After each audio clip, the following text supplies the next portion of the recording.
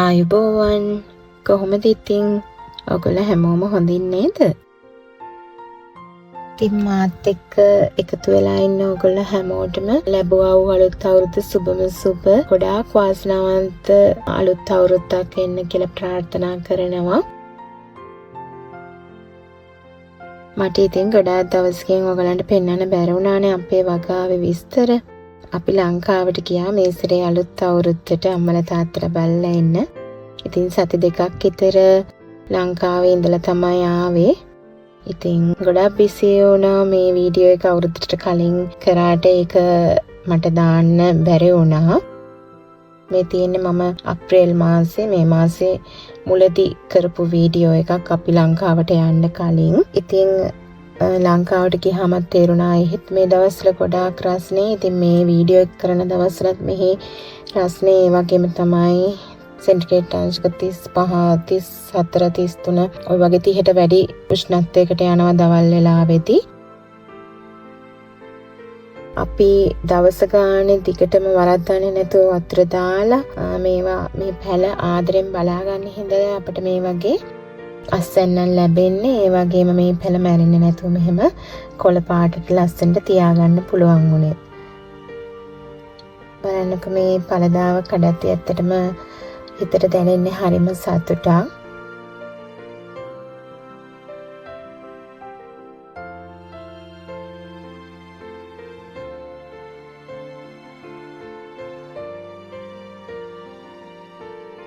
ඒ පළදාව කඩද්දි ලැබෙන සතුටින් ඔයගොල්ලොත් එක්ක ෂෙයා කරගන්න. ඒ වගේම අපේ සුරතල් බල්ලා වෙස්ලිගේ දේවල් ඔයගොල්ලොත් එක්ක ෂෙයා කරගන්න තමයි මම මේක කරේ ඇත්තටම විනෝදාංශයක් විදියට. ඉතින් මගේ වීඩියෝ වලට ඔයගොල්ලෝ කැමති නම් ලයික් එකක් දාලා මගේ channel එක subscribe කරන්නත් අමතක කරන්න එපා. ඉතින් දිගටම වීඩියෝවත් එක්ක රැඳී ඉන්න. බලන්නකෝ මගේ අම්මිරිස් පැල ටික ගොඩාක් කරල් වලින් පිරීලා එහා පැත්තේ තියෙන මේ ටික නෙමෙයි අනිත් ටික. ඉතින් හරිම සතුටුයි මේ වගේ පළදාව ලබා ගනිද්දී. ඒ වගේම බණ්ඩක්වත් දැන් කඩන්න පුළුවන් වෙලා තියෙනවා. මම ඉස්සරහදී ඒවත් පෙන්නන්නම්. ඒ වගේම අපේ බතල වැලත් අපි ගැලෙව්වා. ඔයාලා දිගටම වීඩියෝවත් එක්ක එකතු වෙලා ඉන්නකෝ.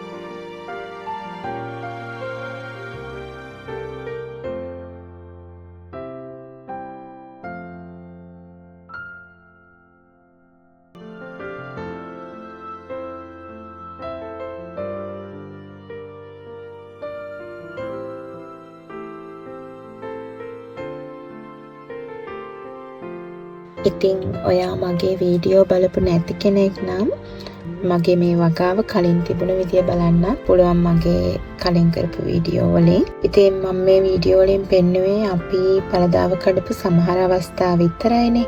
ඉතින් මීට වඩා අපි ගොඩාක් එළවලු කැඩුවා. ඉතින් බෝංචි එහෙම සතියකට දෙපාරක් තුන් පාරක් විතර කඩනවා.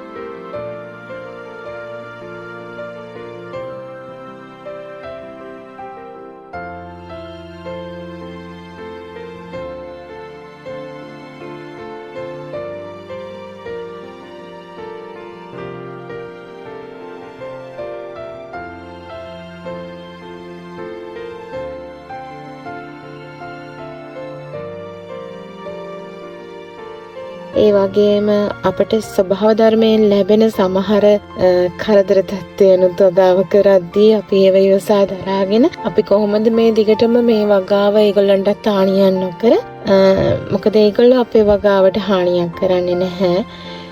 බලන්නකෝ කවුද ඇවිල්ලා ඉන්න අමුත්තු කියලාත් අපේ වගාවට.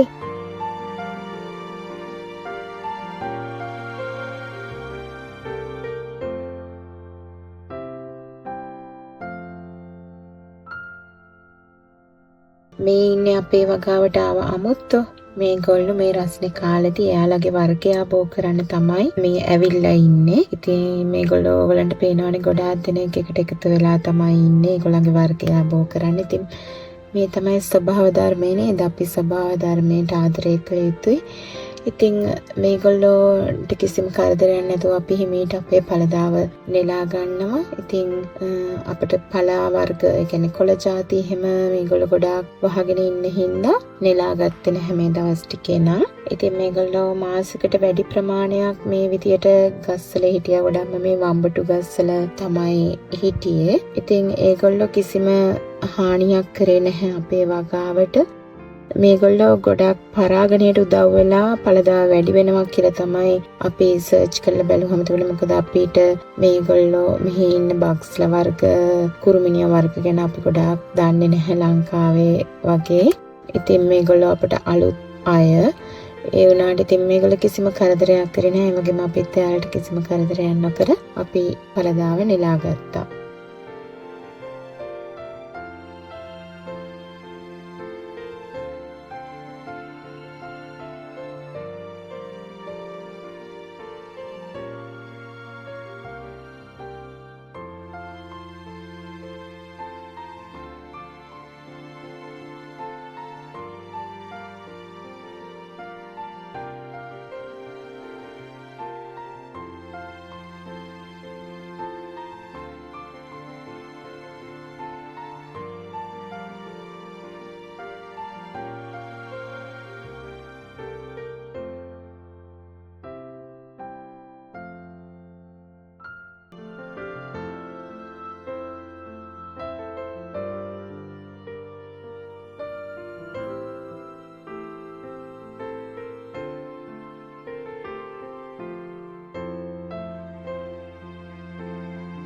මේ තියෙන්නේ මගේ අමු මිරිස් ගස් ටික. දැන් ඒවා මිරිස් කරල් වලින් බර වෙලා. ඉතින් මෙහි අය සැරකන වඩු හින්දා ඕස්ට්‍රේලියන් ජාතික අයට ඉතින් මම එළවලු දෙනකොට මේවා පොඩ්ඩක් විතර දාලා දෙනවා. ඉතින් අනිත් එළවලුත් එක්ක සමහර අය කන්න කැමති, ඒ වුණාට සමහර අය සැරකන්න කැමති නැහැ.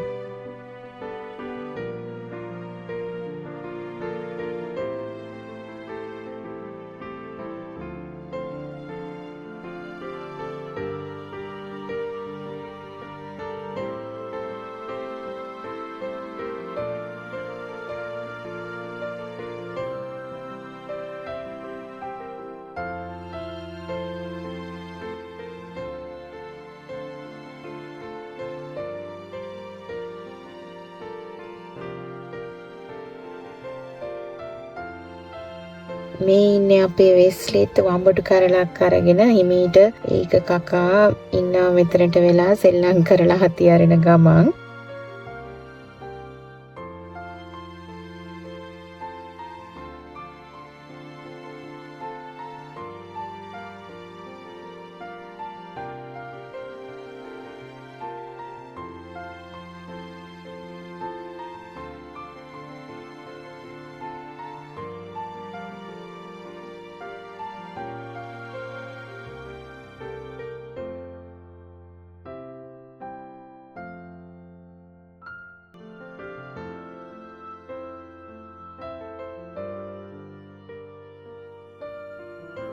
මේ බලන්නකො මෙහි තියෙන රස්නෙට මේ බෙල් පෙපර් සමහර ඒවා පිච්චිලත් ගිහිල්ලා. ඒ වගේම සමහර ඒවා තියෙනවා තැඹිලා වගේ ඉස්සරහ තියාලට බලා ගන්න පුළුවන් මං කඩනකොට. ඉතින් මේවා රතු පාට වෙනකන් ගොඩාක් කල් අපිට තියාගන්න අමාරුයි ඒ හින්දා. ඉතින් අපි දිගටම වතුර දාලා මේක නිතරම තෙතමනේ තියාගන්න හින්දා තමයි මේ විදියට ගස් කොළ පාටට තියාගන්න පුළුවන්. අර එහා පැත්තේ හට් එක පැත්තේ තිබුණ මාළු මිරිස් ගස් පවා ඔගොල්ලෝ ඒ වෙලාවේ පෙන්නන කොටත් මේ වීඩියෝ කරන වෙලාවෙත් ඔයගොල්ලෝ දකින්නට මැලවිලා වගේ ගින් තියෙනවා. ඒ රස්නෙට තමයි මෙහි තියෙන. එපා ඉතින් වෙස්ලි ලීයක් කපනවා තියාන ඉතින් එයාටත් නිකන් ඉන්නම බෑ. හරිම දඟයි මෙයාත්.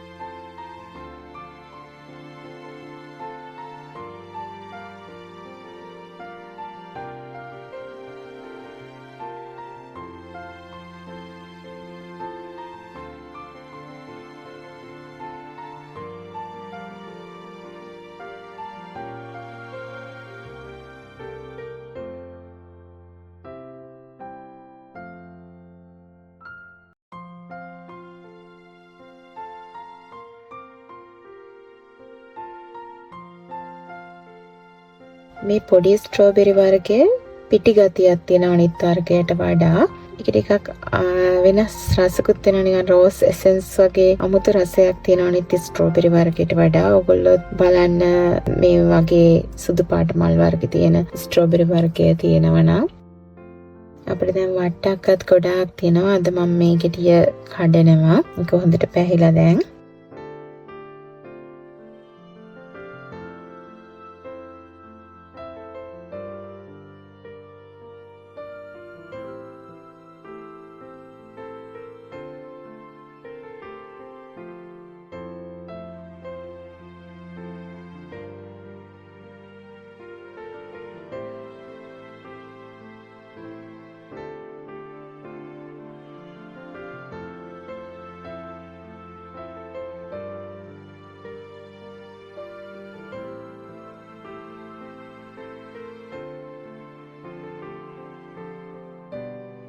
අද අපි මුලින්ම අපේ බතල වැලත් ගලවන්න තමයි යන්නේ. බලමුකෝ ඒක යාලා තියෙනවද කියලා.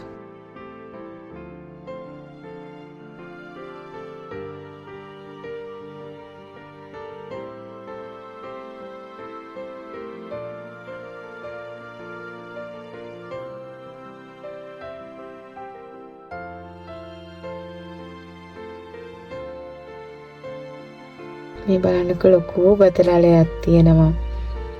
ඉතින් දැන් එන්න දැන් මේ ඕටම් එකනේ. දැන් ඉක්මනටම කළුවර වෙනවා. ඉතින් මට හස්බන්ඩ් ටිකක් උදව් කරන්න උනා. ඉක්මනට බතල අල ටික ගලව ගන්න.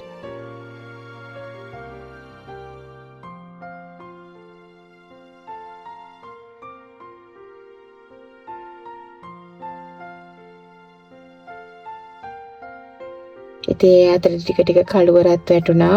දැන් මේ කළුවර වැටලා තියෙන්නේ ටිකක්. ඉතින් මට කලින් වගේ ලස්සනට වීඩියෝ එක කරලා ඉවර කරගන්න බැරි වුණා එළිය තියෙද්දි. ඉතින් ඊට පස්සේ මම මේ බතලාල ටික හොදලා හොඳට ගේ ඇතුලේ තියලා තමයි දැන් මේ වීඩියෝ එක කරේ.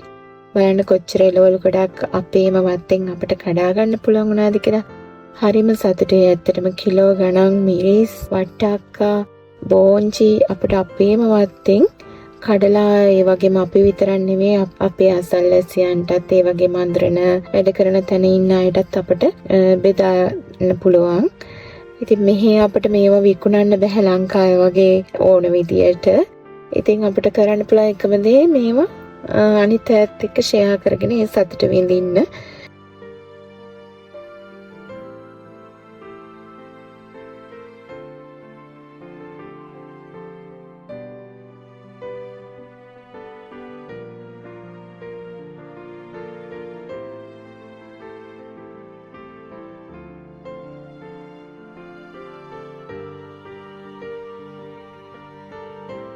ඉතින් ඔගොල්ලොත් පැලයක් ඉඳලා ගෙදර තමන්ගේම අතින් හදාගත්තු තමන්ගේම එළවලු පැලවලින් ඒ එළවලු කාලා ඒ අපි වගේම ඒ පළදාව නෙලලා සතුට විඳින්න.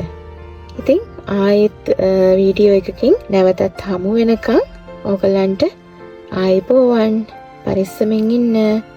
බයි.